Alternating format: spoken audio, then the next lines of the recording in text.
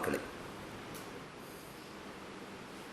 കേരളത്തെ സംബന്ധിച്ചിടത്തോളം ബ്രാഹ്മണ്യം കേരളത്തിനുണ്ടായിരുന്നു എന്ന് വിശ്വസിക്കുവാൻ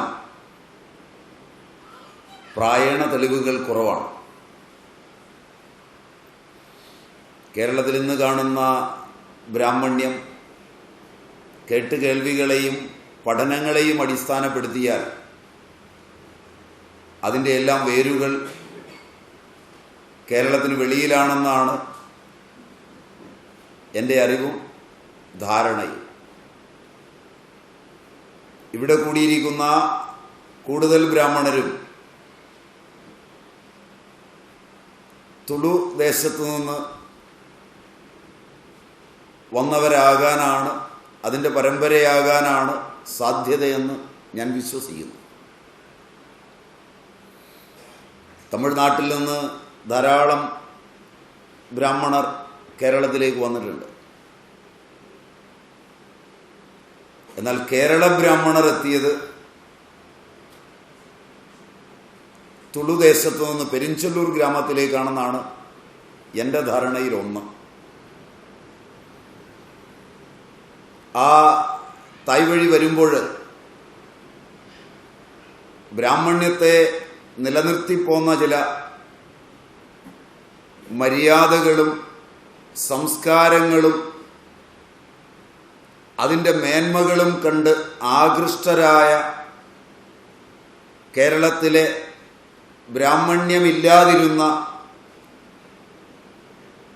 പൂജയും മറ്റ് പദ്ധതികളുമൊക്കെ ഉണ്ടായിരുന്നതെങ്കിലും അതിൻ്റെ മാതൃകകൾ പോരാ എന്ന് തോന്നിയ ചില രാജാക്കന്മാരുടെ നിരന്തരമായ ആവശ്യത്തിൻ്റെ പേരിലാണ്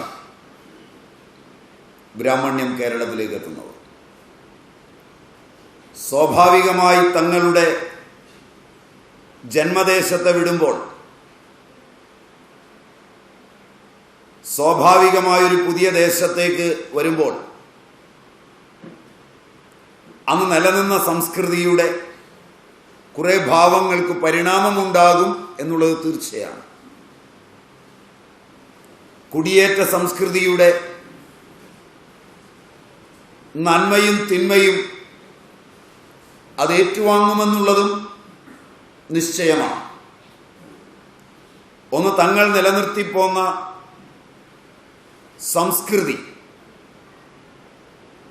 ബ്രാഹ്മണൻ എവിടെ നിന്നാണ് ഉണ്ടാകുന്നത് എന്ന് ഇത്തരുണത്തിൽ നാം അറിയേണ്ടതാണ്. ബ്രാഹ്മണനെ എങ്ങനെയാണ് രൂപപ്പെടുത്തുന്നത് എന്ന് നാം അറിയേണ്ടതാണ്.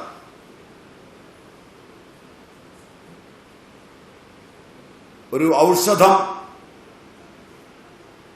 ഔഷധയോഗ്യമാകണമെങ്കിൽ അത് കഴിക്കുന്നവൻ്റെ അമൃതകലയിൽ ആ വസ്തു നിശ്ചയമായും ചെന്ന് വീഴുകയും ആ അമൃതകലയെ ഉദ്ദീപിപ്പിക്കുകയും ചെയ്യുന്നുവെങ്കിലാണ് അത് ഔഷധമായി തീരുന്നത്. അതേ ദ്രവ്യം അയാളുടെ വിഷകലയിലേക്കാണ് ആവാഹിച്ചെടുക്കുന്നതെങ്കിൽ അത് വിഷമയമായി തീരുകയുള്ളൂ. ഏത് ദ്രവ്യമെടുത്താലും അതിനെ സംസ്കരിച്ചെടുത്തുവെങ്കിൽ മാത്രമേ ഔഷധമുണ്ടാവൂ. ഇപ്പൊ ദ്രവ്യത്തിന് ഒരു സംസ്കാര കർമ്മമുണ്ട്. അന്തശ്ചേതനങ്ങളായ ദ്രവ്യങ്ങളെ ബഹിരന്തശ്ചേതനങ്ങളാക്കി പരിവർത്തനം ചെയ്തിട്ട് വേണം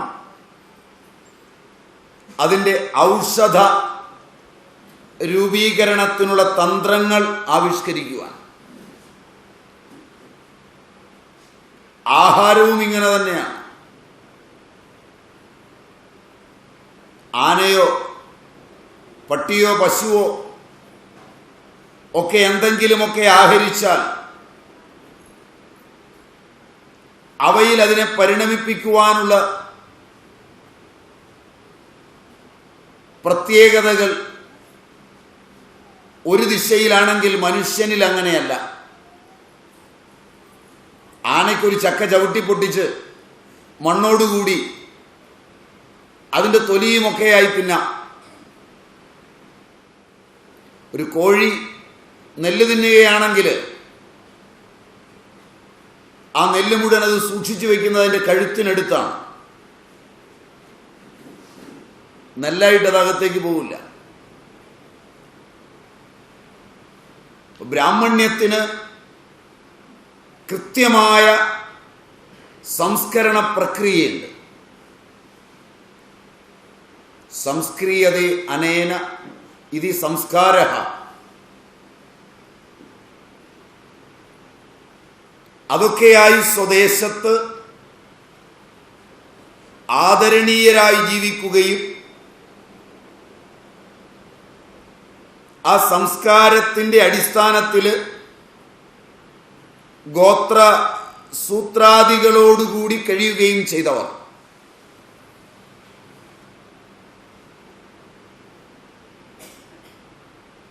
കൃത്യമായ വൈദിക വൃത്തിയിൽ ജീവിച്ചു പോന്നവർ, അവരെ സംബന്ധിച്ചിടത്തോളം അറിവ് സമഗ്രവും സമ്പൂർണവും പാരമ്പര്യനിഷ്ഠവും പ്രാചീനവുമാണ്.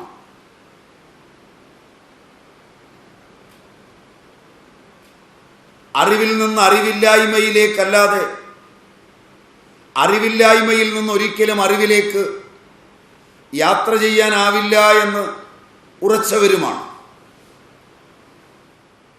ബ്രാഹ്മണ്യം അതിൻ്റെ ശുദ്ധമായ സത്തയിൽ അറിവ്, പദം വേദമെന്ന് പറയും.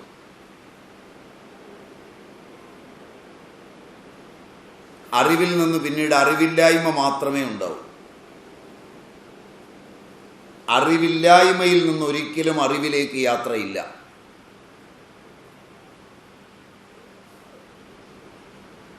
ഇവിടെ രണ്ട് വിരുദ്ധ ചിന്തകളുടെ ലോകമാണ്. ഇതിനെയാണ് ആധുനികർ, നിങ്ങളിലെ പഠിപ്പുള്ള ബ്രാഹ്മണരുൾപ്പെടെ, അന്ധവിശ്വാസമെന്ന് വിളിച്ചേക്കാവുന്നത്. ആധുനിക പഠിപ്പുള്ള ചെറുപ്പക്കാർക്ക് ഞാനീ പറഞ്ഞത് ഒരിക്കലും സമ്മതമാകുമെന്ന് എനിക്ക് തോന്നുന്നില്ല. കാരണം ആദിമ മനുഷ്യനെ അറിവില്ലായിരുന്നു എന്ന് ഉറച്ചു പഠിക്കുകയും അത് പഠിപ്പിക്കുകയും ചെയ്യുന്ന അധ്യാപകർ സ്ത്രീകളും പുരുഷന്മാരുമായി ഇതിൻ്റെ ഇടയിലുണ്ടെന്നാണ് എൻ്റെ ധാരണ. ചരിത്രം പഠിപ്പിക്കുന്നവർ, ശാസ്ത്രം പഠിപ്പിക്കുന്നവർ നിങ്ങളെ പഠിപ്പിക്കുന്നതും പഠിച്ചതും ആദിമ മനുഷ്യർക്ക് വിവരമില്ലായിരുന്നു എന്ന് തന്നെയാണ്. ശരിയാണ്.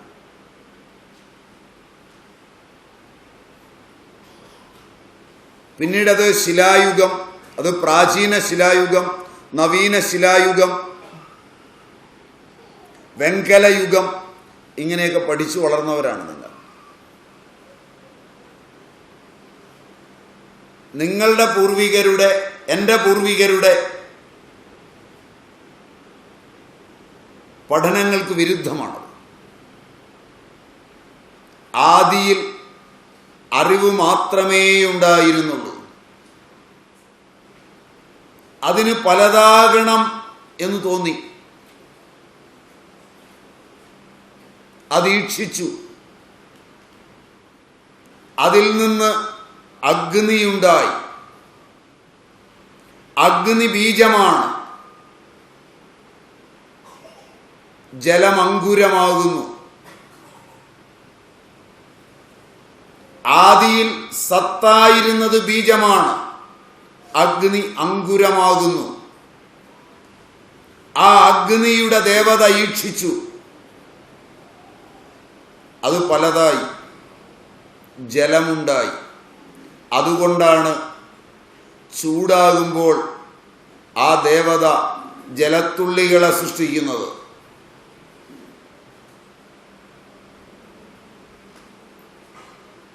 ആ ജലത്തിൻ്റെ ദേവത ഈക്ഷിച്ചു, എനിക്ക് പലതാകണം. അതിൽ നിന്ന് അന്നമുണ്ടായി.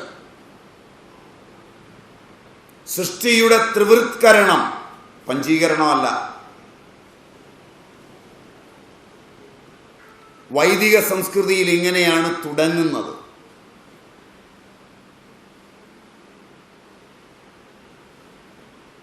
ഏകമായിരുന്ന, എല്ലാമായിരുന്ന, പൂർണ്ണമായിരുന്ന അറിവ് എങ്ങനെയാണ് അഗ്നിയായത്?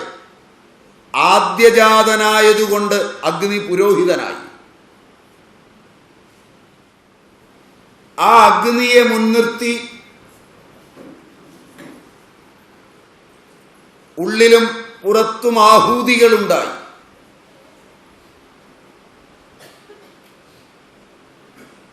അഗ്നിയാകുമ്പോൾ നിറം ചുവപ്പായി, ജലമാകുമ്പോൾ നിറം വെളുപ്പായി, അന്നമാകുമ്പോൾ നിറം കറുപ്പായി. അതുകൊണ്ട് അഗ്നിയിലേക്ക് അഗ്നിക്കുള്ളത് ആഹൂതിയെ ചെയ്യുമ്പോൾ ചുവന്നു കാണുന്നു. ജലത്തെ അർപ്പിക്കുമ്പോൾ വെളുത്തു കാണുന്നു. അന്നത്തെ അർപ്പിക്കുമ്പോൾ കറുത്തു കാണുന്നു.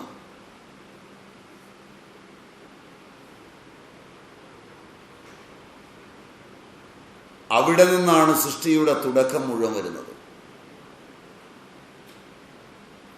അറിവില്ലായ്മയെ മാറ്റുവാൻ എല്ലാ ദ്രവ്യവും സംസ്കരിച്ചെടുക്കണം. അതുപോലെ മനുഷ്യനെയും സംസ്കരിച്ചെടുക്കണം, അഗ്നി സമീപത്തേക്ക് എത്തിക്കുവാൻ.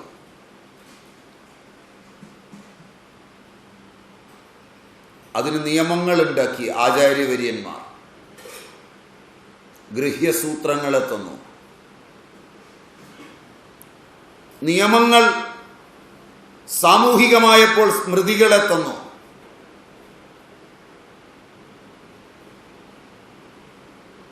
ജീവിക്കേണ്ട രീതികളെ തന്നപ്പോൾ സംഹിതകളെ തന്നു. അവയെ നഷ്ടപ്പെടുത്താതെ നിലനിർത്തേണ്ടതിന് നിരുക്താദികളെ തന്നു. അവയെ മനസ്സിലാകാത്തവർക്ക് വിശദീകരിച്ചു കൊടുക്കുവാൻ ബ്രാഹ്മണങ്ങളെ വിശദീകരിക്കുവാൻ, ആരണ്യകങ്ങളെ വിശദീകരിക്കുവാൻ ഉപനിഷത്തുകളെ തന്നു.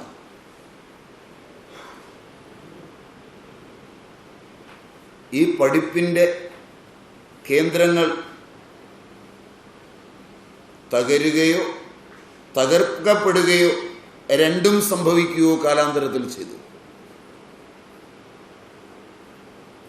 ചിലത് ധർമ്മലോപം കൊണ്ട് സ്വഭാവേന തകർന്നുപോയി, ദുർബലന്മാരെയും അജിതേന്ദ്രിയന്മാരെയും പ്രാപിച്ചിട്ട്. ചിലത് തകർക്കപ്പെടുക തന്നെ ചെയ്തു, മറ്റുള്ളവയുടെ മുന്നേറ്റത്തിന് വേണ്ടി. കാലത്തിനൊത്ത് ജീവിക്കുവാൻ മുന്നേറിയപ്പോൾ സംസ്കാര കർമ്മങ്ങൾക്ക് ലോപമായി. ഈ ഒരു ദശാസന്ധിയിലാണ് ഇന്ന് ബ്രാഹ്മണ്യം നിൽക്കുന്നതെന്നാണ് എൻ്റെ ധാരണ. ശരി, ഇതിൽ കേരളത്തിലെ ബ്രാഹ്മണ്യത്തിന് അല്പം കൂടി പ്രശ്നമുണ്ട്. കാരണം അത് കേരളത്തിലേക്ക് എത്തുന്നത് ഞാൻ നേരത്തെ സൂചിപ്പിച്ചതുപോലെ കേരളത്തിൻ്റെ ഭരണാധികാരികളുടെ ആശയാഭിലാഷങ്ങൾക്ക് വേണ്ടിയാണ്. ഇന്ത്യൻ സംസ്കൃതി, ഭാരതീയ സംസ്കൃതി എല്ലാം സത്തായിരുന്നു എന്ന് സങ്കല്പിക്കുകയാൽ ബ്രിട്ടീഷ് ആഗമന കാലം വരെ സ്വകാര്യ സ്വത്തിനെ ഒരിക്കലും അംഗീകരിച്ചിരുന്നില്ല. ഏത് ജിയോയും നിങ്ങൾക്ക് നോക്കാം, ഏത് GPയും നോക്കാം, ഏത് GSും നോക്കാം. ജിയോ ഇപ്പോഴാണ് വന്നത്, അതിന് മുമ്പുണ്ടായിരുന്നത് GPയും GSുമാണ്.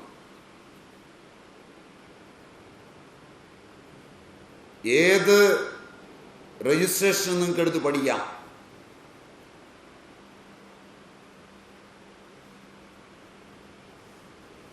സ്വകാര്യ സ്വത്തവകാശം ഇന്ത്യയിൽ ആദ്യമായി ഉണ്ടാക്കുന്നത് ബ്രിട്ടീഷുകാരാണ്.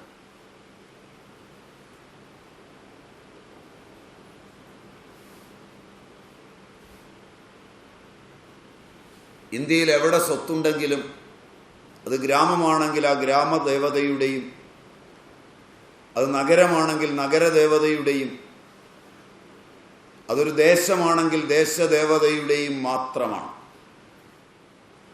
ഇന്നത്തെ ഭരണഘടനയിൽ പോലും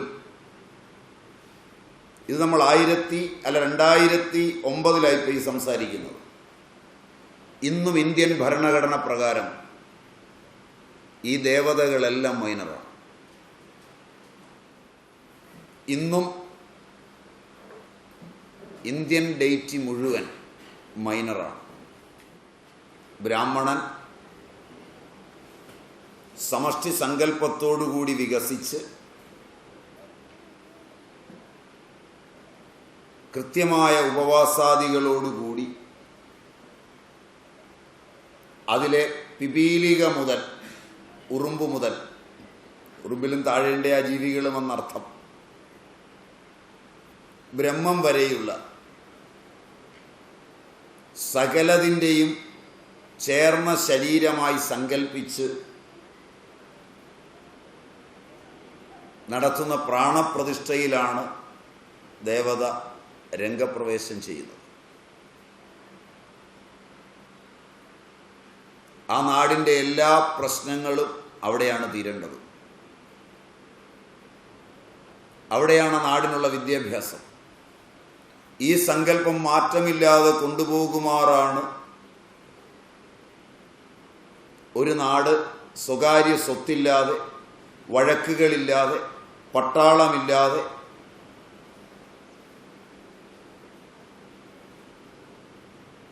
സന്തുഷ്ടമായി ജീവിച്ചു പോന്നത്. അതുകൊണ്ട് തന്നെയാണ് വൈദേശികർക്ക് പെട്ടെന്ന് ഇവിടെ കയറിപ്പറ്റുവാൻ കഴിഞ്ഞതും അതിൻ്റെ ശക്തിയിൽ ചോർച്ചയുണ്ടാക്കുവാൻ കഴിഞ്ഞതും എല്ലാം.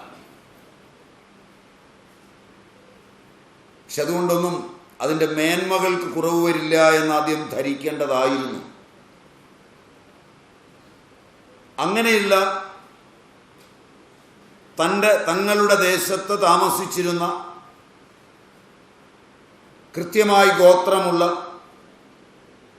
അതേ സമയത്ത് സഗോത്രയെ വിവാഹം കഴിക്കരുതെന്നുള്ള, സപിണ്ടയെ വിവാഹം കഴിക്കരുതെന്നുള്ള നിയമങ്ങളോടുകൂടിയ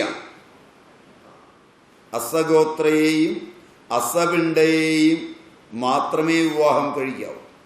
അത് അന്നൊരു നിയമമാണെങ്കിൽ ഏത് പുതിയ കാലത്തിൻ്റെ കോശ പഠനങ്ങൾ വന്നാലും, ഏത് കാലത്തിൻ്റെ ആരോഗ്യശാസ്ത്ര പഠനം വന്നാലും മാറാത്തതേതോ അതാണ് സത്യം. ആരെങ്കിലും ഒരുവൻ ആചരിക്കുന്നു എന്നുള്ളത് കൊണ്ടല്ല സത്യമുണ്ടാകുന്നത്. അതുളവാക്കുന്ന അപകടങ്ങളെ കൊണ്ടാണ്. പ്രാചീന നിയമപ്രകാരം ഭാരതത്തിൽ നിലനിന്നിരുന്ന നിയമം സഗോത്രയും സപിണ്ടയുമായവളെ വിവാഹം കഴിച്ചുകൂടാൻ തന്നെയാണ്. പിന്നീട് സഗോത്രയെ കഴിക്കാവുന്നതായി. മറ്റത് സഗോത്രയെയും പറ്റില്ല, സപിണ്ടയെയും പറ്റില്ല. അസഗോത്രയെയും അസപിണ്ടയെയും മാത്രമേ വിവാഹം കഴിക്കാൻ പറ്റൂ. അതൊക്കെ പിന്നെ ഒരു അഡ്ജസ്റ്റ്മെന്റ്. ശ്രുതിയും സ്മൃതിയും സമ്മതിക്കുന്നതല്ല. പ്രവരം മാറിയാ മതി എന്നെടുത്തത് എണ്ണം കുറഞ്ഞപ്പോഴാണ്. എണ്ണം കുറഞ്ഞപ്പോഴും സഗോത്രമല്ലാത്ത ഗോത്രത്തില് ഇന്നത്തെ നിലയിലുള്ള വിദ്യാസമ്പന്നരുടെ എണ്ണം കുറഞ്ഞപ്പോഴുമാണ്. പ്രവരം ഒന്ന് മാറിയാൽ മതി, അങ്ങനെ ഓദിക്കന്മാർ പിന്നീട് സമ്മതിച്ചതാണ്. അതിന് പ്രമാണഗ്രന്ഥങ്ങൾ വേണം. പരശുരാമൻ പറഞ്ഞിട്ടുണ്ടെങ്കിൽ, ഭരദ്വാജൻ പറഞ്ഞിട്ടുണ്ടെങ്കിൽ, ഇന്നുള്ള ആരെങ്കിലും കൂടിയിരുന്ന് തീരുമാനിക്കാവുന്നതല്ല വൈദിക നിയമങ്ങൾ. ഒരു ക്രിസ്തീയ നിയമത്തിന് ബിഷപ്പന്മാരുടെ ഒരു കോൺക്ലേവ് കൂടിയാൽ മതി. അത് മനുഷ്യനിർമ്മിതങ്ങളായ നിയമങ്ങളാണ് ഉണ്ടാക്കിയിരിക്കുന്നത്. ഇസ്ലാമിക നിയമത്തിന് കുറച്ച് മുല്ലമാർ കൂടിയിരുന്നാൽ മതി. ബ്രാഹ്മണ്യത്തിന്റെ നിയമങ്ങൾക്ക് അത് മതിയാവില്ല. കാരണം അവിടെ മന്ത്രദ്രഷ്ടാക്കളായ ഋഷികളാണ് ഇത് കണ്ടെത്തിയിരിക്കുന്നത്. അവ അപൗരുഷേയങ്ങളാണെന്നാണ് ബ്രാഹ്മണ്യം അംഗീകരിച്ചിരിക്കുന്നത്. അത് അംഗീകരിക്കാത്തവൻ ബ്രാഹ്മണ്യത്തിന് പുറത്താണ്. അപ്പൊ അങ്ങനെയുള്ള ജീവിതവും ആ ദർശനവും ഒക്കെയായി ജീവിച്ചിരുന്നവർ സ്വദേശത്തു നിന്ന് മറ്റൊരു ദേശത്തേക്ക് വരുമ്പോൾ ഒട്ടേറെ വിഷമതകളെ നേരിടേണ്ടി വരും. കാരണം 60-70 പുരുഷന്മാർ പോരുമ്പോൾ വരാനിരിക്കുന്ന പുരുഷന്മാർക്ക് കൂടി സഗോത്രയല്ലാത്തവളെ വിവാഹം കഴിക്കാനുള്ള സ്ത്രീകളെ മുഴുവൻ കൂടെ കൂട്ടുക നടക്കില്ല. ബ്രാഹ്മണ്യം ധർമ്മപത്നി എന്ന നിലയിൽ സ്ത്രീയെ കാണുകയും സ്ത്രീത്വത്തെ നന്നായി നിർവചിക്കുകയും ചെയ്തിട്ടുള്ള അർത്ഥത്തിൽ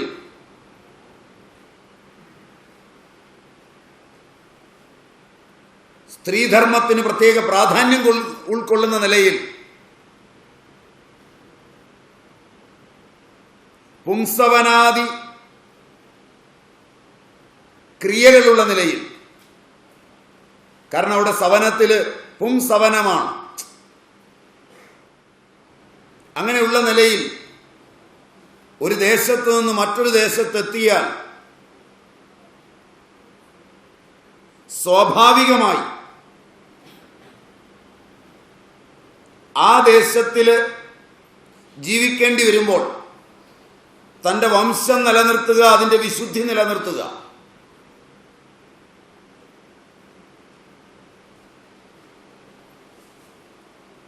അതിനപ്പുറം ലൗകികമായ കാലികമായ ആവശ്യങ്ങളെ നിലനിർത്തിക്കൊണ്ട് ആ രാജ്യത്തിന് വേണ്ടി സേവ ചെയ്യുക, ഈ രണ്ടംശങ്ങൾക്ക് പ്രാധാന്യമുണ്ടാവും.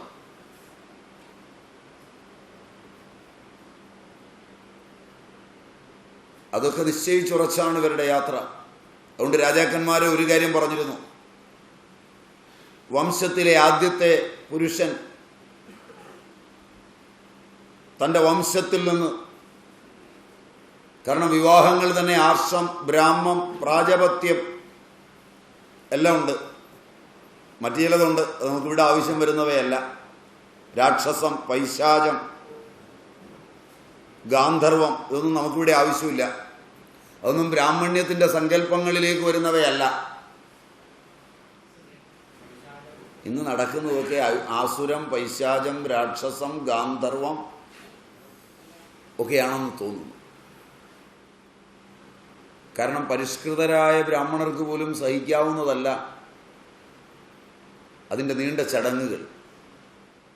പുണ്യാഹവും ലാജഹോമവും സപ്തപതിയും പാണിഗ്രഹണവും ശതം ജീവയുന്ന ഋക്കും അതിനോടനുബന്ധിച്ചു വരുന്ന ചടങ്ങുകളുമെല്ലാം അല്പം വിദ്യാഭ്യാസമുള്ള ഒരു പെണ്ണിനും പെണ്ണിൻ്റെ വീട്ടുകാർക്കും തീരെ ദഹിക്കുന്നതാവുമെന്ന് തോന്നില്ല. ശാസ്ത്രത്തിൻ്റെ എല്ലാ ചടങ്ങുകളോടും കൂടിയിരിക്കുന്ന അല്പം പ്രൗഢിയുള്ളവനോടൊപ്പം പോകാമെന്ന് സങ്കല്പിച്ച് സിനിമയും കണ്ട് പരപുരുഷന്മാരെയും ദർശിച്ച് അതിൽ നിന്ന് സ്വപ്നങ്ങളും ഉണർത്തിയിട്ട് ആ സ്വപ്നങ്ങൾക്കനുസരിച്ച് വേഷമെങ്കിലും കെട്ടിയ ഒരുത്തനല്ലെങ്കിൽ, ചുരുക്കത്തിൽ കുടുംബിനിയാകാൻ പോകുന്നവളുടെ അച്ഛനും അമ്മയും വരെ പാതിവ്രത്യ നിയമങ്ങൾക്കെതിരാണ്. ഇതൊക്കെ ഉണ്ടെന്ന് നേരത്തെ പറഞ്ഞിരുന്നെങ്കിൽ ഞങ്ങൾ ഈ കല്യാണം നടത്തുകയില്ലായിരുന്നു. പിന്നെ ആകെ ഒരു സമാധാനമുള്ളത് അമ്പലത്തിലെ പൂച്ച ദേവരെ വണങ്ങാറില്ല എന്നുള്ള പ്രമാണത്തിൽ. അതുകൊണ്ട് ശാസ്ത്രത്തിൻ്റെ മാതൃകകളെ ഉൾക്കൊള്ളുമ്പോൾ ഒരു ദേശത്തു നിന്ന് അന്യദേശത്തേക്ക് വരിക, സ്വാഭാവികമായുണ്ടാകുന്ന ധർമ്മലോപങ്ങൾ, കൂടെ വന്നവരുടെ അന്ധക്കരണത്തിലുണ്ടാക്കുന്ന വൈകല്യങ്ങൾ, കാരണം സഹോദരങ്ങളെല്ലാം കൂടിയാണ് വരുന്നത്. വന്നു കഴിഞ്ഞാൽ ഒതുങ്ങിയൊരു പുതിയ ദേശത്ത് തങ്ങളുടെ സംസ്കാരത്തെ രൂപാന്തരപ്പെടുത്താൻ ശ്രമിക്കുമ്പോൾ ആദ്യത്തെയാൾ സ്വന്തം വംശത്തിൽ നിന്ന് കുടുംബിനിയെ സ്വീകരിക്കുമ്പോൾ ബാക്കിയുള്ളവർക്ക് അമിതമായ സ്വാതന്ത്ര്യം കൊടുത്താൽ മാത്രമേ ആ കുടുംബം നിലനിർത്തിക്കൊണ്ടുപോകാൻ പറ്റുള്ളൂ. അന്നത്തെ രാജാക്കന്മാർ അതിന് അനുമതി കൊടുത്തതിൻ്റെ മാത്രം ഭാഗമാണ് ബ്രാഹ്മണ്യം കേരളത്തിൽ അനുഭവിക്കേണ്ടി വന്ന ഒട്ടേറെ ദുരന്തങ്ങളുടെയും ദുരിതങ്ങളുടെയും ചരിത്രം. അവയെല്ലാം ഇന്നൊരു ചരിത്രകാരൻ മാറി നിന്നെഴുതുമ്പോൾ എത്രത്തോളം ആഴത്തിൽ അത് പഠിച്ചിട്ടാണ് എഴുതുന്നതെന്ന് ബ്രാഹ്മണ്യം പോലും ചിന്തിക്കുന്നുണ്ടാവില്ല. 30 പേര് ഒരു രാജ്യത്തു നിന്ന് കേരളത്തിലേക്ക് കടന്നു വരുന്നുവെങ്കിൽ ആ 30 പേർക്കുമുള്ള സ്ത്രീകളെ ആ നാട്ടിൽ നിന്ന് കൊണ്ടുവരാനാവില്ല. ഇപ്പം രാജാവിനോട് പറഞ്ഞു, ഞങ്ങളിൽ കുറേ ആളുകൾ ഞങ്ങളുടെ വേളിയെ കൂടെ കൊണ്ടുവരികയാണ്, അവർക്ക് കൂടുതൽ സൗകര്യങ്ങൾ കൊടുക്കണം വരാനായിട്ട്. ഞങ്ങളുടെ നിയമങ്ങൾ അതാണ്. അവർ വന്നു ഇവിടെ കുടുംബങ്ങൾ ഉണ്ടാക്കിയാൽ ബാക്കിയുള്ളവർക്ക് ഞങ്ങളെക്കാൾ കൂടുതൽ സൗകര്യം കൊടുക്കണം. അപ്പോൾ അവർക്ക് സംബന്ധമാവാം. സംബന്ധമാവുമ്പോൾ സംസ്കരിക്കാത്തവരോടുള്ള സംബന്ധമാണ്. സംസ്കരിക്കാത്തവരോടുള്ള സംബന്ധത്തിലൂടെ സംസ്കരിക്കപ്പെട്ടവൻ സംസ്കാരമില്ലാത്തവനായി തീർന്ന് ആന്തരിക സംസ്കാരങ്ങളെ കളയും എന്ന് ചിന്തിക്കാൻ അന്ന് ചിലപ്പോൾ കഴിഞ്ഞിട്ടുണ്ടാവില്ല. മാത്രവുമല്ല, വൈദിക സംസ്കൃതി പ്രകാരം സംസ്കരിച്ചെടുത്ത ബ്രാഹ്മണന് സന്താനമുണ്ടാകുന്നുവെങ്കിൽ അവന്റെ വംശത്തിൽ അജ്ഞാനി ഉണ്ടാവില്ല എന്ന വൈദിക നിയമങ്ങൾ മറന്നും പോയിരിക്കാം. മനഃശാസ്ത്രവും ജീവശാസ്ത്രവും ശരീരശാസ്ത്രവും വൈദിക സംസ്കൃതിയും ചേർന്നു വരുന്നിടത്ത് നിങ്ങളുടെ ചിന്തകൾ കടന്നു വരുമെങ്കിൽ ഒരാൾ തൻ്റെ വംശാവലിയിൽ നിന്ന് വിവാഹം കഴിച്ച് തൻ്റെ വംശത്തെ നിലനിർത്താൻ ശ്രമിക്കുമ്പോൾ അതിനകത്തു നിന്നൊരാൾ പുറത്തുപോയി അന്യായ സംസ്കാരമില്ലാത്ത ഒരു സ്ത്രീയിൽ സന്തതിയുൽപാദനത്തെ നടത്തുന്നുവെങ്കിൽ ആ സന്തതി ഈ ബ്രാഹ്മണ്യത്തിൻ്റെതായിരിക്കുമോ, അതല്ല ആ അസംസ്കൃത വസ്തുവിൻ്റെതായിരിക്കുമോ? വൈദിക സംസ്കൃതി പ്രകാരം ബ്രാഹ്മണ്യമാണെങ്കിൽ കേരളത്തിൽ കടന്നു വന്ന ബ്രാഹ്മണ്യം ഇതര സമുദായങ്ങളിലെല്ലാം ബ്രാഹ്മണ്യത്തെ ജനിപ്പിച്ചെടുത്തു എന്ന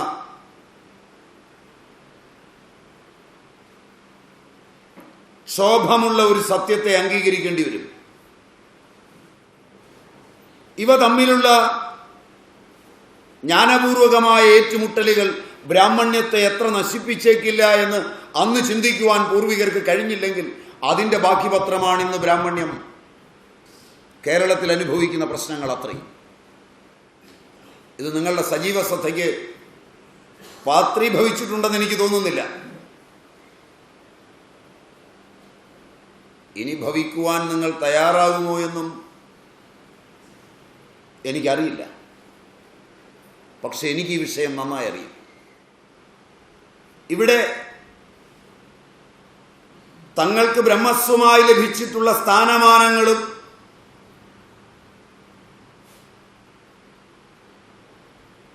തങ്ങൾക്ക് ലഭിച്ചിട്ടുള്ള അധികാരങ്ങളും വംശ തലത്തിൽ ഔരസ സന്താനത്തിന്, അങ്ങനെയാണല്ലോ പദം പറയേണ്ടത്, തൻ്റെ വംശത്തിലുള്ള സ്ത്രീയിൽ ജനിച്ച പുത്രൻ. മറ്റത് സംബന്ധത്തിലൂടെ ജനിച്ചത് ഔരസ സന്താനമല്ല. ഔരസപുത്രന് ലഭിക്കുമ്പോൾ അത് ലഭിക്കാൻ ആഗ്രഹിക്കുന്ന ഔരസ സന്താനമല്ലാത്തവനിലുണ്ടാകുന്ന വെറുപ്പും ദ്വേഷവും അതേ ബീജങ്ങളോടുകൂടി അതിനെ തകർക്കുവാനുള്ള അവൻ്റെ ശ്രമവും നിങ്ങളുടെ കണ്ണുകൾ കാണാതെ കടന്നുപോയി.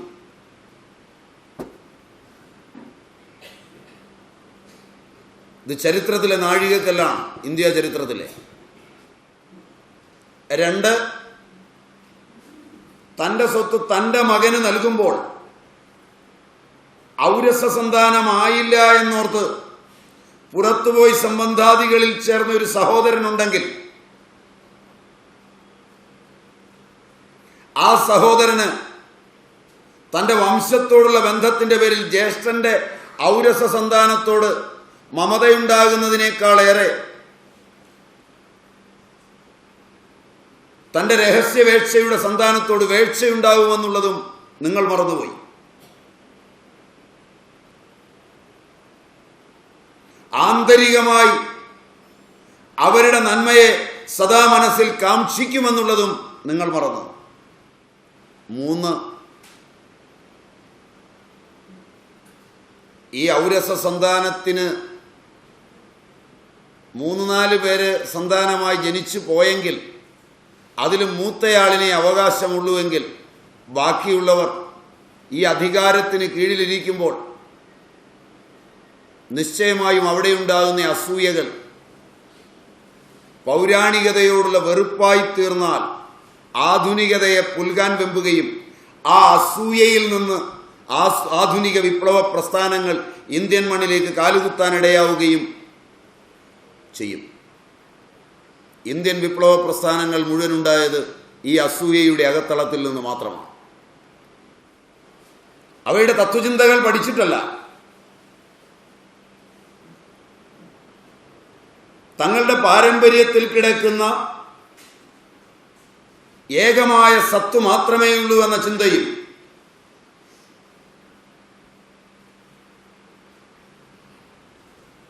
തൻ്റെ എന്ന് പറയുന്നതൊന്നില്ല എന്ന് ബോധ്യമാകുന്നതും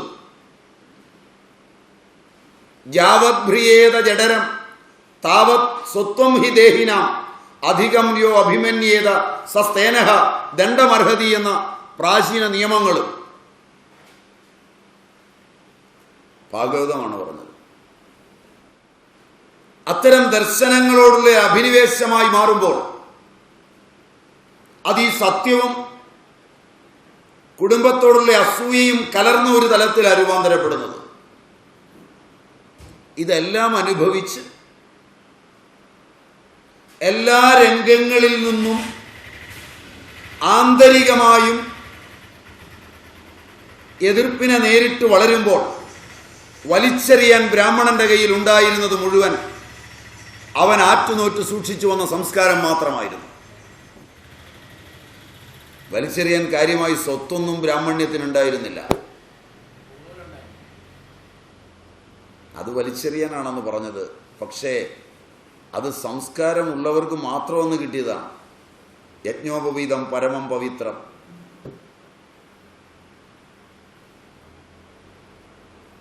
പവിത്രമാണെന്ന ബോധമുണ്ടെങ്കിൽ ആര് വിളിച്ചു പറഞ്ഞാലും വലിച്ചെറിയുമായിരുന്നില്ല. അത് തന്നെ ഏത് ലോകങ്ങളിലേക്കാണ് കൊണ്ടുപോകുന്നതെന്ന് അറിഞ്ഞിരുന്നെങ്കിൽ വലിച്ചെറിയില്ല. കാരണം നിങ്ങളുടെ ഒരു യൂണിവേഴ്സിറ്റി ഡിഗ്രി സർട്ടിഫിക്കറ്റ് കത്തിക്കാൻ പറഞ്ഞാൽ, ആരെങ്കിലും ആഹ്വാനം ചെയ്താൽ നിങ്ങൾ കത്തിക്കില്ല. കാരണം ഇതൊരു ഡിഗ്രി ആയിരുന്നു. വേദങ്ങളും ശാസ്ത്രങ്ങളും പഠിച്ചു കഴിഞ്ഞു എന്നുള്ളതിൻ്റെ വ്യക്തമായ രേഖയായിരുന്നു ആ ചരട്. ത്രിഗുണങ്ങളെയും അറിഞ്ഞു കഴിഞ്ഞു എന്നുള്ളതിൻ്റെ വ്യക്തമായ രൂപരേഖയായിരുന്നു അത്.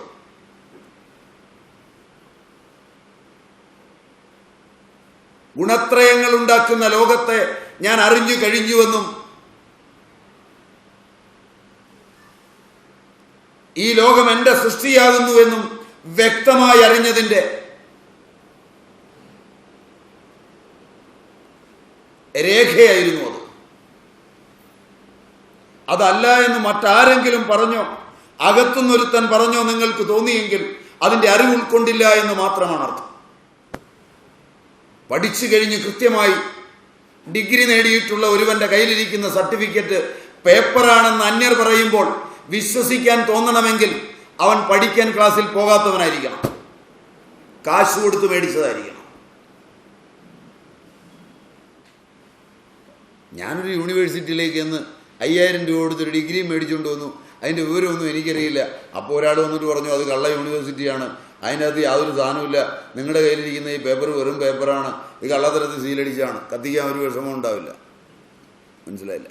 പോട്ടെ, 5000 അല്ലേ പോയുള്ളൂ, 50,000 ഒന്നും പോയില്ലല്ലോ എന്ന് മനസ്സമാനത്തോടെ പോയി കിടക്കും. ഇത് ചരിത്രാതീതമായൊരു ഡിഗ്രിയാണ്. ഇത് പരമപവിത്രമാണ് എന്ന ബോധം അവന് കൃത്യമായി ഉണ്ടായിരിക്കുകയും ഇത് നേടുന്നതിന് വേണ്ടി അവൻ നടത്തിയ അധ്വാനത്തെക്കുറിച്ച് അവൻ അറിയുകയും ചെയ്തിരുന്നുവെങ്കിൽ ആര് പറഞ്ഞാലും അവനത് അഴിക്കില്ല. അത് അഴിയേണ്ട ദിവസമേ അഴിയുള്ളൂ. ലോകത്തിൽ തൊഴിലാളി പ്രസ്ഥാനങ്ങൾ വിപ്ലവവുമായി രംഗപ്രവേശം ചെയ്യേണ്ടത് മുതലാളിത്തം പീഡിപ്പിക്കുന്ന നാടുകളിലായിരുന്നു. ഇന്ത്യയിൽ അത് രൂപാന്തരപ്പെട്ടത് ബംഗാളിലും കേരളത്തിലുമാണ്. സജീവ ബ്രാഹ്മണ്യത്തിൻ്റെ 2 നാട്ടിലും. അതിലുപരി നിങ്ങൾ ഇത്രയും കാലമായി യോഗക്ഷേമ സഭയും ഉപസഭയും ഒക്കെ ഉണ്ട്. ഒരു സ്റ്റാറ്റിസ്റ്റിക്സ് എടുക്ക്, കഴിഞ്ഞ 100 കൊല്ലമായി സമ്പത്ത് കൈവച്ച ബ്രാഹ്മണരുടെ എണ്ണം. ബ്രിട്ടീഷുകാർക്ക് മുമ്പും പിമ്പും ഇന്നും ദേവൻ്റെതാണെല്ലാം എല്ലാ സ്വത്തുമെന്ന നിലയിൽ ബ്രാഹ്മണനോട് അഭിപ്രായം ചോദിക്കാതെ യാതൊന്നും ചെയ്തിട്ടില്ല എന്നാണെങ്കിൽ അത് സ്വത്ത് ബ്രാഹ്മണൻ്റെതാണെന്നുള്ള റെക്കോർഡല്ല. ഇത്രയും കാലമായിട്ട് നിങ്ങൾക്ക് ആ ബോധം പോയിട്ടില്ല. സ്വത്ത് ക്ഷേത്രത്തിൻ്റെതാണെങ്കിൽ അത് ബ്രാഹ്മണൻ്റെതല്ല, നാടിൻ്റെയാണ്.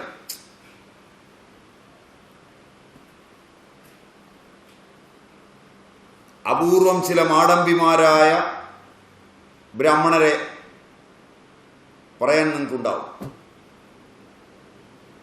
പഴയ സ്വത്തുകാരായി അതിൻ്റെ 10 ഇരട്ടി ഇതര സമുദായങ്ങളെ നിങ്ങൾക്ക് ചൂണ്ടിക്കാണിക്കാനുണ്ടാവും.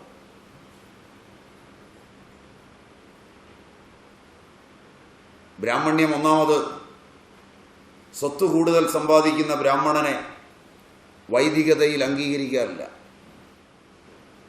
വൈദ്യം ചെയ്യുന്ന ബ്രാഹ്മണനെ പതിതനായല്ലാതെ ഉത്തമനായി ബ്രാഹ്മണ്യം അംഗീകരിക്കാറില്ല. കാരണം ഭയമുള്ളവനാണ് ആ ബ്രാഹ്മണൻ. ചോരഭയമുള്ള ബ്രാഹ്മണന്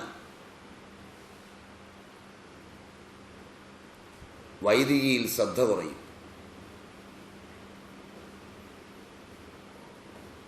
വൈദികിയാണ് അവൻ്റെ മാതാവ്. ബ്രാഹ്മണ്യത്തിൽ തൊഴിലെന്ന നിലയിൽ പൂജ പറഞ്ഞിട്ടില്ല. പൂജയ്ക്ക് പോകുന്ന ബ്രാഹ്മണൻ ബ്രാഹ്മണ്യത്തിൻ്റെ സംസ്കൃതിയിൽ പതിതനാണ്. ഒരു ക്ഷേത്രത്തിലെയും പൂജാരിയെ നോക്കി നിൽക്കാനോ അവിടെ ചെന്ന് അയാൾ പ്രസാദം തരുന്നവരെ നിൽക്കാനോ നിങ്ങളുടെ അച്ഛനോ അമ്മയോ അടങ്ങുന്ന ബ്രാഹ്മണരാരും തയ്യാറായിരുന്നില്ല. മണിയടിച്ച് കയറിപ്പോയി പൂജ ചെയ്ത് ഇറങ്ങിപ്പോവും. മുഖമണ്ഡപത്തിൽ കയറിയിരുന്ന് ഓത്തുചൊല്ലും. അവൻ്റെ അനുവാദത്തിന് നിൽക്കില്ല. മറയോരതാ ചെയ്തിരുന്നത്. ഇതറിഞ്ഞാൽ സമാധാനം ഉണ്ടാവും. ഇതറിഞ്ഞാൽ ഉണ്ടാകും.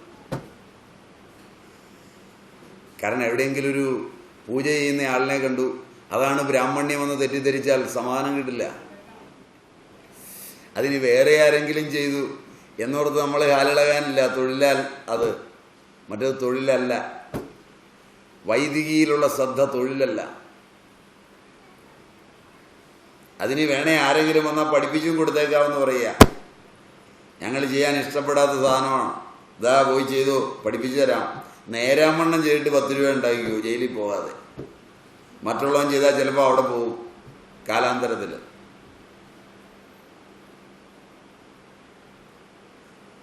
പോകാത്തത് നിന്നെ ഇതെല്ലാം പഠിപ്പിച്ചു തരാം, നിങ്ങളുടെ സ്കൂളും തുടങ്ങിത്തരാം. നഷ്ടപ്പെടുന്നതിന് മുമ്പ് പഠിച്ചെടുക്ക്, നന്നാവ്. നേരാംവണ്ണം അറിവ് ലോകത്തിന് കൊടുത്തിട്ട് വല്ലതും ദക്ഷിണ ഉണ്ടേ തന്നേരെ, ഇല്ലേ തരണ്ട, ഇതെനിക്ക് ഉറയ്ക്കാൻ വേണ്ടി ചെയ്തു തരുന്നതാ. ധീരതയോടെ പറയാൻ കഴിയുന്നതാണ് ആദ്യം. കാരണം ഞാനിത് ചെയ്യാൻ ഇഷ്ടപ്പെടുന്നില്ല. ഇത് ഉത്തമമാണെന്ന് ഞാൻ വിശ്വസിക്കുന്നില്ല. പൂജ ചെയ്യുമ്പോൾ തൊഴിലാകുകയാണ്. ആത്മനിഷ്ഠയ്ക്ക് വേണ്ടിയാണ് ദേവനെ പൂജിക്കുന്നത്. ആത്മനിഷ്ഠ ഉറച്ചാൽ അവനെ കറക്കണ്ട, നോക്കിയാൽ മതി.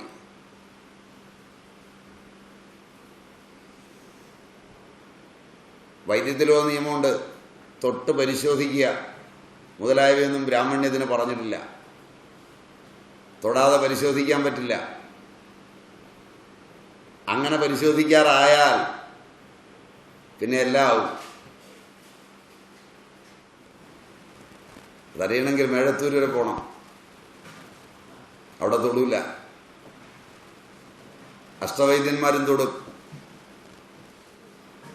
അപ്പം അതുകൊണ്ട് ശാസ്ത്ര നിയമങ്ങൾ അനുസരിച്ച് ജീവിച്ചു വന്ന ഒരു ജനത ഒരു പുതിയ ദേശത്തേക്ക് വന്നതുകൊണ്ട് അവരുടെ അകത്തു നിന്ന് വന്ന അസൂയയുടെയും ശത്രുതയുടെയും നിഴൽപ്പാടുകൾ ഔരസ സന്താനങ്ങളായി അന്യദേശത്തെത്തി വളർന്നു വന്ന ഒരു സംസ്കൃതിയുടെ നിഴൽപ്പാടുകൾ, സംബന്ധാദികളിലൂടെ വന്ന സ്വബീജത്തിൽ ജനിച്ച അന്യസന്തതി പരമ്പരകളുടെ നിഴൽപ്പാടുകൾ, സ്വദേശത്തിൻ്റെ സംസ്കൃതിയെ വിട്ട് അന്യദേശത്ത് വന്നു വളർന്നു വരേണ്ടി വന്ന സ്ത്രീജനങ്ങളുടെ ബുദ്ധിമുട്ടുകളും വിഷമതകളും, ഇതിനെ മുഴുവൻ ഉൾക്കൊണ്ടുകൊണ്ട് ഒരു ചരിത്രം ഇനിയും ബ്രാഹ്മണൻ്റെതായുണ്ടെന്ന് എനിക്ക് തോന്നുന്നില്ല. ആഴത്തിൽ പഠിച്ചിട്ട് ഒന്ന് ശ്രമിച്ചു നോക്കും. അപ്പോഴാണ് നിങ്ങൾക്ക് പോലും മനസ്സിലാവുക ബ്രാഹ്മണ്യം എതിലെകൂടെയാണ് ഇക്കാലം അത്രയും കടന്നു പോകുന്നത്.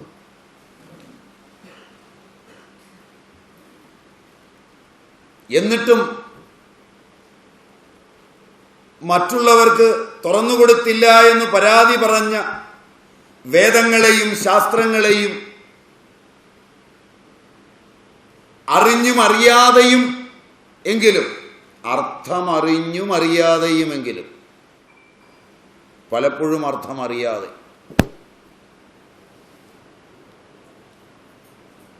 യാസ്കൻ എവിടെയോ പറഞ്ഞിട്ടുണ്ട്, അർത്ഥമറിയാതെ വേദമോതുന്നവൻ തൂണാണെന്ന്. സ്ഥാണുരയം. പ്രമാണങ്ങളിലേക്ക് ഞാൻ കൂടുതൽ പോകുന്നില്ല, കാരണം എനിക്ക് പറയാനുള്ളതിനുള്ള സമയം കുറയും. കാര്യം നിങ്ങൾക്ക് മനസ്സിലായാൽ മതിയല്ലോ എന്നുള്ളത് കൊണ്ട് അതിലേ പോവാം. അർത്ഥം അറിയാതെയെങ്കിലും അതിനെ സൂക്ഷിച്ചു വെച്ചു അടുത്ത തലമുറയ്ക്ക്. അതിന് മാത്രമായെങ്കിലും ഈ നാട് ആ സംസ്കൃതിയെ ഈ വൈതാളിക ഘട്ടങ്ങളിലെല്ലാം ഏതാണ്ട് അർദ്ധസഹസ്രാബ്ദത്തോളം വന്ന വൈദേശികാധിപത്യവും, 500 കൊല്ലം വരുമെന്ന് തോന്നുന്നു വൈദേശികാധിപത്യം, 4 ശതാബ്ദത്തോളം വരുന്ന ഭിന്ന സംസ്കൃതികളുടെ അധിനിവേശവും, വ്യത്യസ്ത വംശങ്ങളുടെ ആക്രമണങ്ങളും അധിനിവേശങ്ങളും എല്ലാം കഴിഞ്ഞ് സംസ്കൃതി സ്വാതന്ത്ര്യം നേടിയെന്ന് ബ്രാഹ്മണൻ കൂടി ചേർന്ന് സ്വാതന്ത്ര്യം ആഘോഷിക്കുമ്പോൾ തലയിലെടുത്ത് ആദരിക്കാൻ പോയത് സംസ്കൃതിയിലേക്കുള്ള സ്വാതന്ത്ര്യമല്ല, സംസ്കൃതിയെ ചവിട്ടിത്തേച്ചൊരു വൈദേശിക സംസ്കൃതിയെ ദേശീയമെന്ന് പ്രഖ്യാപിച്ചുള്ള സമാദരവിലേക്കാണ് യാത്രയെന്നുകൂടി തിരിച്ചറിയുമ്പോൾ, കാരണം 500 കൊല്ലത്തോളമാണ് വിദേശികൾ ഭരിച്ചത്. അടിമരാജവംശവും മംഗോളിയരുമൊക്കെ ഇതിനെ ആക്രമിച്ചത് ഏതാണ്ട് അത്രയും തന്നെ കാലത്തോളം വരും.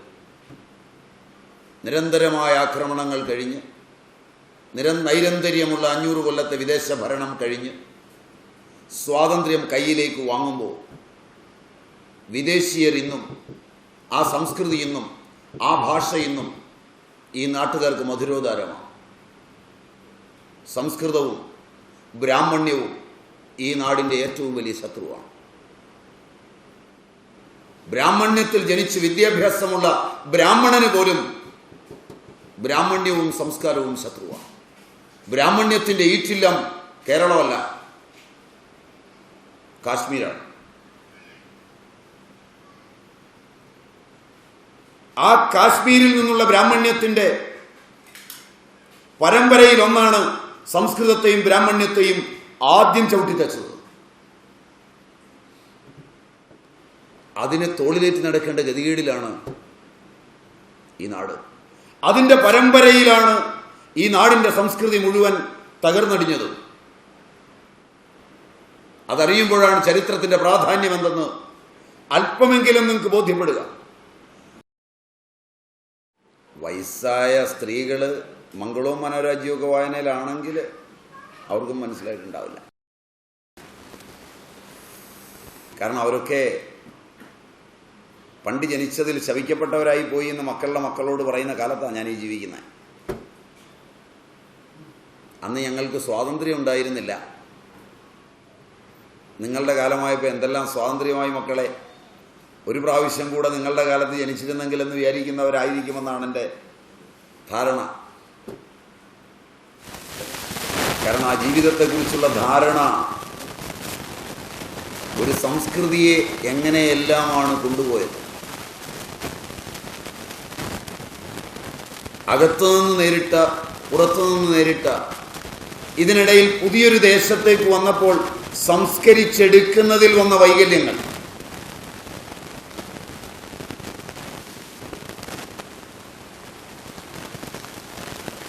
നെല്ല് തൊലി കളയണം, ഉണ്ണാൻ പാകമാകണമെങ്കിൽ. അങ്ങനെയാണ് പഴയ ആളുകൾ പറയുക. നല്ലപോലെ കളയണം. ഇതുപോലെ ജീവന്റെ ദോഷങ്ങൾ ഒട്ടേറെയുണ്ട്. ആദിബലപ്രവൃത്തങ്ങളായ ദോഷങ്ങൾ അത്രയും കളയണം. ജന്മബലപ്രവൃത്തങ്ങളായ ദോഷങ്ങളും കളയണം. ദോഷബലപ്രവൃത്തങ്ങളായ ദോഷങ്ങളും കളയണം.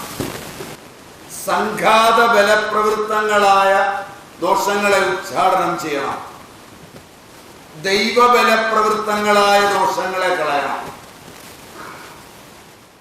കാലബലപ്രവൃത്തങ്ങളായ ദോഷങ്ങളെയും കളയണം. സ്വഭാവ ബലപ്രവൃത്തങ്ങളായ ദോഷങ്ങളെ കളയണം. ഈ 7 ദോഷങ്ങളെ ഉച്ചാടനം ചെയ്യണം. ദോഷങ്ങളെ കളയുകയും ഉത്തരോത്തരം നന്മകളെ ഉദ്ദീപിക്കുകയും ചെയ്യുന്നതിന് സംസ്കാരം എന്ന് പറയും. സംസ്ക്രിയതേ അനേന ഇതി സംസ്കാരഃ. ഇതാണ് സംസ്കാരകർമ്മം. ഇതിനുള്ളതാണ് വിവാഹം, ഇതിനുള്ളതാണ് ഗർഭാധാനം, ഇതിന്റെ ഭാഗമാണ് പുംസാനം എന്നറിഞ്ഞ് അത് ഉൾക്കൊണ്ട് അതിനായിക്കൊണ്ടാണ് ചെയ്തിരുന്നതെങ്കിൽ നിർത്തുമായിരുന്നു. മറിച്ച് ഏതോ ഗോഷ്ഠിയാണ് എന്ന് തോന്നിയതുകൊണ്ടല്ലേ നിർത്തിയത്.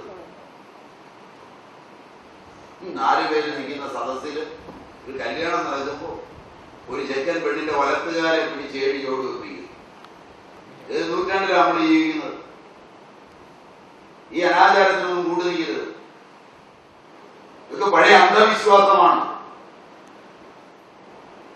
വൈദിക സംസ്കൃതി മുഴുവൻ പഠിച്ച് ഗൃഹ്യസൂത്രം മുഴുവൻ ഉൾക്കൊണ്ട് സ്മൃതിയിൽ ജ്ഞാനം നേടി പൂർണ്ണപ്രജ്ഞനായിത്തീർന്ന ഒരുവൻ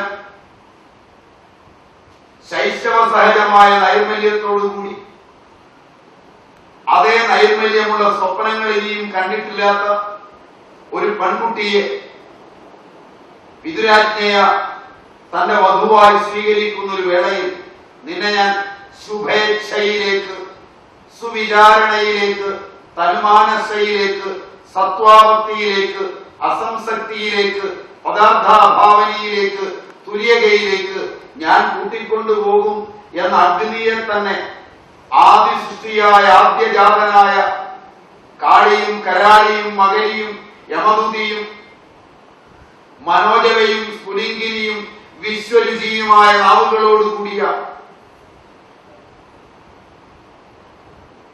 ആ അഗ്നിയെ സാക്ഷി നിർത്തി പാദങ്ങളിൽ പിടിച്ച് ചുവടുകൾ വെപ്പിക്കുമ്പോൾ ഞാൻ അറിവിന്റെ ലോകങ്ങളിലേക്ക് ഈ സദ്ഗുരുവിലൂടെ കടന്നു പോകുമ്പോൾ ഇയാൾ എന്റെ ഗുരുവായിത്തീരുന്നുവെന്നും ഇയാൾ ബീജത്തെ എന്നിലേക്ക് ആധാനം ചെയ്യുന്നതിലൂടെ വിശ്വോത്തരമായ സംസ്കൃതിയുടെ ഒരു സന്താനത്തെ എന്നിൽ ജനിക്കുവാൻ ഇടയാകുന്നുവെന്നും സംസ്കരിച്ചെടുത്ത ഒരു സ്ത്രീയും പുരുഷനും ചിന്തിക്കുന്നു എന്നും അത്ര ഉദാത്തമാണ് വേളിയെന്നും തിരിച്ചറിഞ്ഞിരുന്നു എങ്കിൽ ആ ചടങ്ങാരെങ്കിലും വലിച്ചെറിയുമോ? കല്യാണത്തിന് പണി കഴിയണം ചെല്ലുമ്പോ വേദവും സംസ്കൃതവും അറിയില്ല, ഇംഗ്ലീഷിലേ പഠിച്ചിട്ടുള്ളൂ. ആരും മന്ത്രം ചൊല്ലും. ഗൃഹണാമിതയെ സൗഭഗത്വായ ഹസ്തം എന്ന് ആരാ ചൊല്ലുക? ബോധിക്കാനാ ചൊല്ലുന്നതെങ്കിൽ ആരാണ് ഭർത്താവ്? മന്ത്രപൂർവമേ സംസ്കാരമുള്ളൂ, ജലത്തിന് സംസ്കാരമില്ല. ജലം കൊണ്ട് ശൗചം ചെയ്താൽ സംസ്കാരമാവില്ല. ജലം സംസ്കരിക്കുന്നില്ല.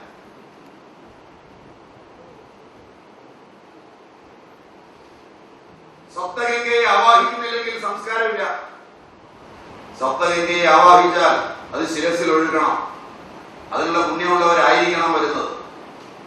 മനസ്സിലായില്ല? കാരണം ഒഴുകിയാൽ വെള്ളം കുടയുന്നു എന്ന് ചോദിച്ചു ചൂടാകുന്നതാണ് ആളുകൾ. എനിക്ക് ഉറപ്പ് വേണം. ട്രെയിനിൽ വെച്ചു ഒരു മുസ്ലിമിനെ നിസ്കരിക്കാൻ അവന്റെ വിശ്വാസത്തിന്റെ ദാർഢ്യമുള്ളൂ. അന്യർക്ക് വേണ്ടി നിങ്ങളുടെ നമസ്കാരങ്ങൾ ഉപേക്ഷിക്കാൻ വേണ്ടി വന്നാൽ കുളിക്കാതെയും പല്ല് തേക്കാതെയും മന്ദിരം വരുന്നു എന്ന് പറഞ്ഞാൽ പൂജ ചെയ്യാൻ തയ്യാറെടുക്കാനും കഴിവുള്ളിടത്ത് നിങ്ങളുടെ ബ്രാഹ്മണ്യം തകർന്നു. ഇച്ഛാശക്തി അവിടെ നഷ്ടമായി. അതുകൊണ്ട് സംസ്കാര കർമ്മങ്ങൾ ഉണ്ടായി. ഒരാളെ സംസ്കരിക്കണം.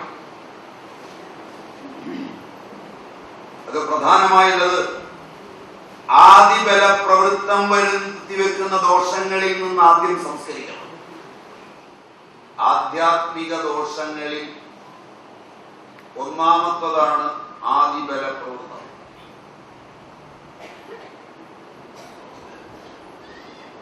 പിതാവിന്റെ ബീജവും മാതാവിന്റെ അണ്ഡവും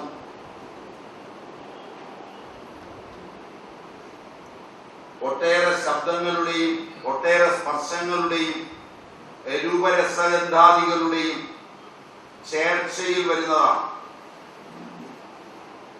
കഴിച്ച ആഹാരത്തിന്റെ സൂക്ഷ്മാംശമാണ്.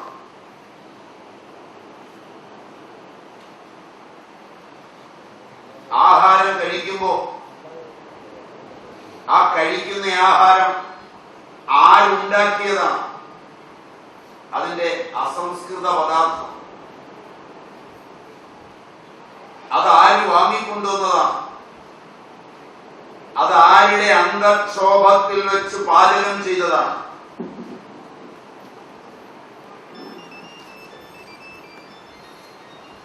ആര് വിളമ്പിത്തന്നതാണ്?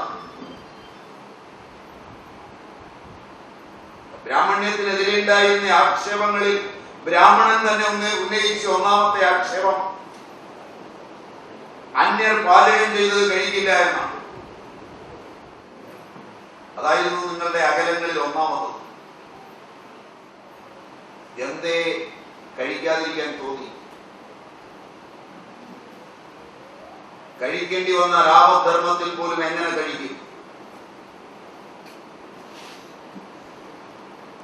ജീവൻ നിലനിർത്തേണ്ടി വന്ന ആപധർമ്മത്തില് ആഹാരം കഴിക്കുന്നതിന് നിയമങ്ങളുണ്ട്.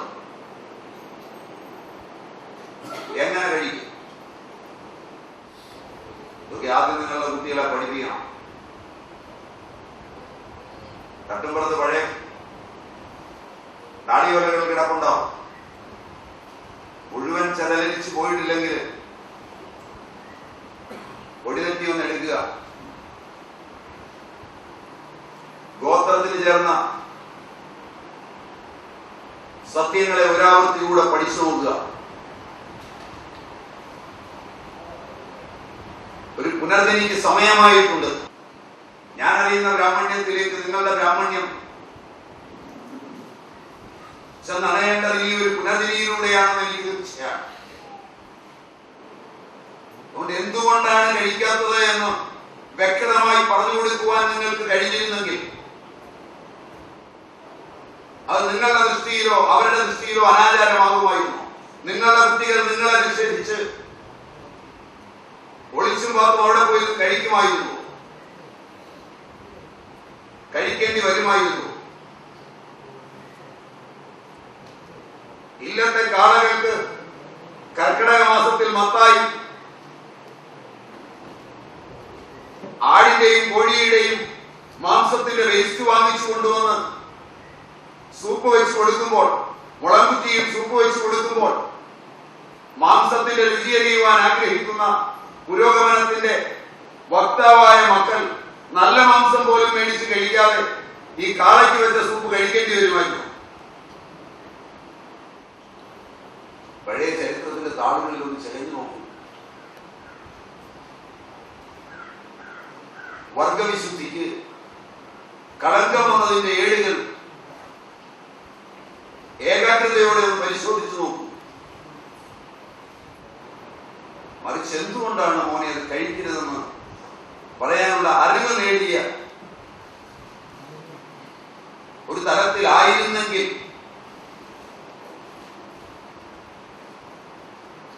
അങ്ങനെ അല്ലാതായിട്ടുകൂടി ഈ നാട്ടിലെ നല്ലവരായ ജനത ഇന്നും ആ ആദരവിന്റെ പേരിലല്ലേ ബ്രാഹ്മണ്യം എന്നതിന്റെ പേര് പറഞ്ഞിട്ടുള്ളതെല്ലാം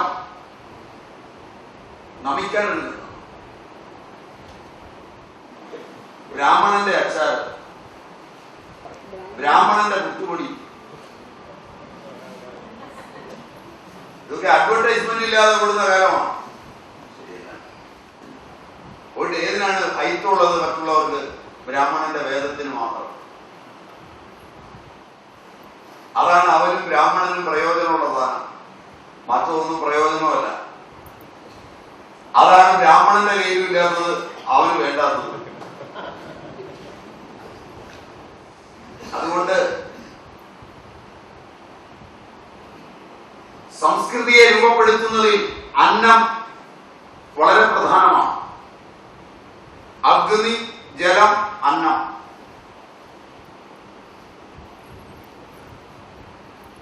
ആ മുക്കൂട്ട് വളരെ ശ്രദ്ധേയമായതാണ്.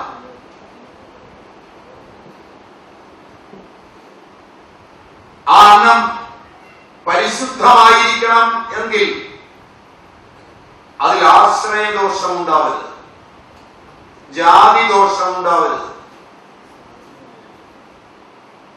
നിമിത്ത ദോഷം ഉണ്ടാവരുത്.